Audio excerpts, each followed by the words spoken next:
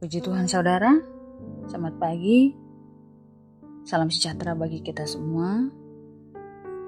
Selamat berjumpa kembali di doa kita pagi hari ini. Sebelum kita mendengarkan firman Tuhan, saya mau mengajak kita untuk berdoa terlebih dahulu. Mari kita berdoa.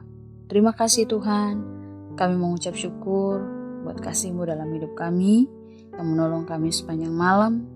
Dan hari ini, pagi ini, kami boleh bangun dengan tubuh yang sehat. Sebentar kami mau mendengarkan renungan firman Tuhan. Tuhan siapkan hati kami, tolong kami, agar firman-Mu yang akan terus memperbaharui hidup kami untuk semakin indah dan berkenan di hadapan Tuhan. Terima kasih Tuhan Yesus, kami sudah berdoa. Haleluya, amin. Puji Tuhan, firman Tuhan pagi ini terambil dalam kitab Wahyu pasal yang kedua ayat yang keempat. Demikian firman Tuhan. Namun demikian, aku mencela engkau karena engkau telah meninggalkan kasih-Mu yang semula. Menilik hal-hal yang dilakukan oleh orang Efesus, tidak salah jika mereka dipandang sebagai gereja yang sempurna. Jemaat ini sangat giat dalam pekerjaan Tuhan, tekun dalam iman kepada Kristus, gigih menghadapi rasul palsu dalam ajaran sesat. Itu kita bisa baca dalam ayat yang kedua. Jemaat ini juga tidak pernah bosan dalam mengiring Tuhan. Namun, mengapa Tuhan mencela mereka? Tuhan menyebutkan bahwa mereka bersalah karena telah meninggalkan kasih yang semula.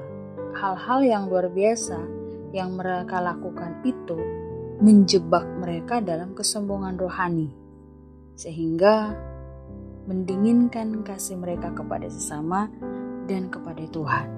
Dalam Yohanes 4 ayat yang ke-20 sampai ayat yang ke-21, di sana firman Tuhan berkata, "Jikalau seorang berkata, aku mengasihi Allah, dan ia membenci saudaranya, maka ia adalah pendusta. Karena barang siapa tidak mengasihi saudaranya yang dilihatnya, tidak mungkin mengasihi Allah yang tidak dilihatnya. Dan perintah ini kita terima dari Dia. Barang siapa mengasihi Allah, ia harus juga mengasihi saudaranya." Kesibukan dan kecintaan jemaat Efesus pada hal-hal rohani justru mengikis cinta yang utama, yaitu kepada Tuhan dan sesama. Makanya Tuhan mengingatkan jemaat ini untuk bertobat dan kembali kepada kasih yang semula. Nah, kasih yang semula atau kasih mula-mula bisa kita ibaratkan kasih dalam suasana jatuh cinta. Jika kita pernah mempunyai kekasih, kita tentu bisa merasakan suasana kasih ketika sedang jatuh cinta.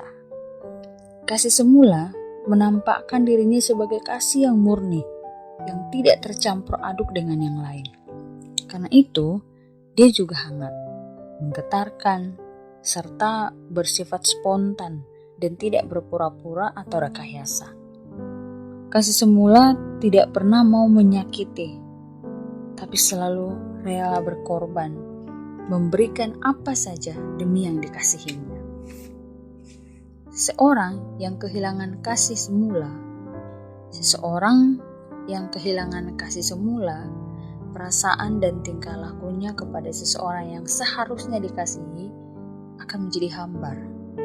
Sama seperti perasaan seorang suami atau istri yang sudah kehilangan kasihnya kepada pasangannya, sehingga rumah tangganya pun menjadi hambar dan kasihnya pun menjadi pudar.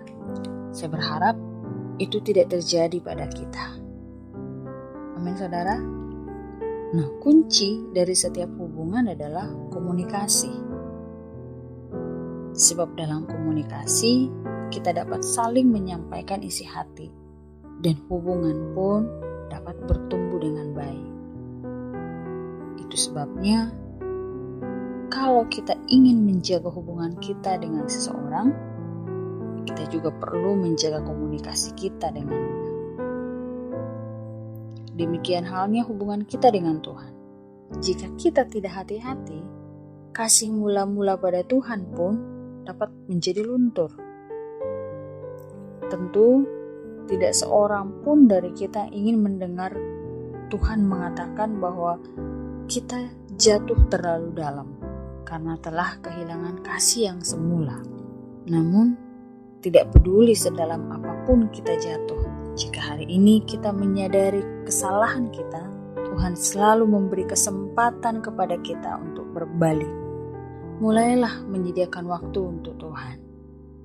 Mendekat kepada Tuhan, bangun kembali waktu-waktu pribadi kita dengan Tuhan melalui doa dan saat teduh. Maka hubungan kita dengan Tuhan pun akan bertumbuh. Roh kita akan bangkit kembali dan kita akan memiliki semangat yang baru. Dan sukacita kita akan semakin penuh dalam mengiring Tuhan dan juga dalam mengasihi sesama dengan kita. Maka jangan sampai kita kehilangan kasih semula itu atau kasih mula-mula itu. Karena kalau kita kehilangan kasih mula-mula itu, Tuhan berkata bahwa kita sudah jatuh terlalu dalam.